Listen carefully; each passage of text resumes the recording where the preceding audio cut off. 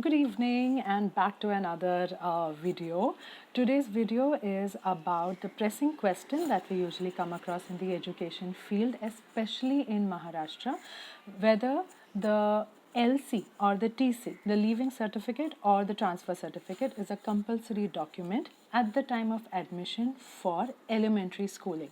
Well, elementary schooling is protected by the Right to Education Act 2009, and it is from the age of 6 to 14, which pretty much is the age group for grade 1 to grade 10. Now, LC or TC is a document that is usually kept under the government records, where any child who enters the formal education system gets a unique identification number. Okay, and this identification number, when the child moves from one school to another school, moves along with him. So this is like your Aadhaar card number. Whether you move from one state to another state, your Aadhaar number remains the same, right? So similarly, the child's school identification number always remains the same, even if they move from one school to another school. So this basically helps the government understand the number of children who are studying in a particular locality or a ward or a section or a city or a town at any given point of time. So this is what is maintained by the government. So recently, the government has also issued a document stating that the LC is not a compulsory document at the time of admission. In fact, even the Right to Education Act of 2009 clearly mentions that the LC or TC is not a compulsory document at the time of elementary school admission, and this has been mentioned on several occasions on social media as well by the honorable education ministers of each times, that LC or TC is not a compulsory documentation at the time of admission. Now then, the question that comes up, which the schools are always worried about, is if a child A is moving from school 1 to school 2 without paying the school tuition fee, then how do we look to recover that from this child? Now, obviously, the child cannot be stopped from education. This child has to move on from one school to another, whichever they choose to as per their parents' choice, and have to go ahead with their education. But the persons who are responsible to make this fee payment, the parents, are the ones to be checked upon. Now, unfortunately, nowhere in the system, the school is protected under this particular situation, where if a parent has left the school without paying the tuition fee, the next school still goes ahead and admits this child. Now, somehow in this situation, when a fee payment is coming into a school, the school is not really worried about the LC. But the parent definitely keeps running pillar to post saying, so what if I have not paid, I still need my LC. Well, the parent is right in their demand. The LC has to be issued irrespective of the school fee payment or not. Because as per RTE, as per Right to Education Act 2009, a child's admission needs to happen purely on the basis of the child's age.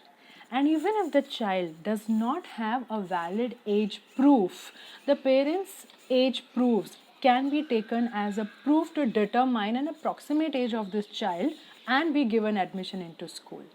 Now let me make it very clear here that RTE Act is right to education for every child of this country. RTE Act does not specifically be need not specifically be applied only to children of the backward or underprivileged section. No, if it is a law, if it is in the constitution, it is for every single child of this country. So it's an unfortunate notion that schools and parents carry that RT child means a child coming from a backward class or an underprivileged class or something like that. No, it is not. Because if your child has the right to get admission, then every information that comes under RT applies to your child. So under that note, an LC or a TC is not a compulsory document for a child at the time of admission. So the pressing question then comes up is, how does the school, number one, protect itself for the fees or for the tuition fee or for any other charges that have been levied upon this parent for payment and they leave without bothering. Incidentally, many schools during COVID times have been accommodating many parents, even when these parents have not been able to pay fees or for whatever reason have not paid the fees. They have comfortably taken that path to let their children study in this school but not paid the fees. But now post COVID, since the documentations are now going to get readied and you're going to meet face to face with this school management, the parent conveniently chooses to quit the school and move on to another school. So this other school has also been smart enough in taking these children because fees to mil raha hai, so why not just take that child, We'll see about the documents later. And the funny part is, even if a child has gotten into a school post homeschooling or whatever and not schooled in the past, or not paid the school fee also in the past, which is particularly the point why I'm making this video today, this school has been able to, and this can be done by every school, make a new identification number for this child and enter the child into the system as a fresher and getting into the school system right now. Ideally, that shouldn't happen. The ID number should be passed on from one school to another. So what do we as educators plan or think or work upon to see how we can protect our fellow educators or our fellow schoolers on how do we protect ourselves from this instance? I have always been requesting that instead of LC, because ideally no school is supposed to hold back any child's LC, that is actually illegal as per the RT Act. But how about we as educators take a step ahead and see if we can arrange for a no due certificate from the previous school. If the previous school says to this new school that yes, this parent has not paid up the entire fee, then this school can at least press this parent to say that we request you to please pay up that amount because you are a potential threat to us as well. If you have not paid their fees, chances are you will not pay us as well.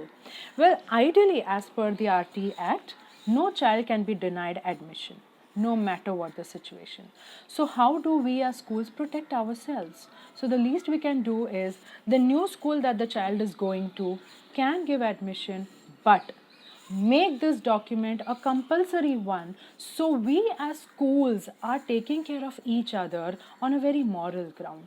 Think over it, give your feedback.